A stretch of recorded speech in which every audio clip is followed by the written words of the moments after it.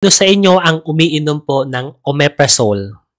Ang tanong kasi, papaano po ito iniinom sa bata at matanda?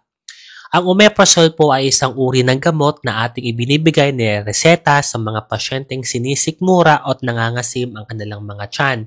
Kadalasan po ang pag-inom po ito sa adult is around 30 minutes or 1 hour before po kayo kumain ng umagahan for at least 2 weeks yung minimum natin. Depende kung ano ang assessment ng doktor sa inyo. Sa mga bata kasi less than 1 month, hindi po established yung safety po nito. Kaya make sure na wag niyo po ito ipapainom sa less than 1 month at sa less than 1 year old kasi may mga reference po na hindi po ito ina-advise.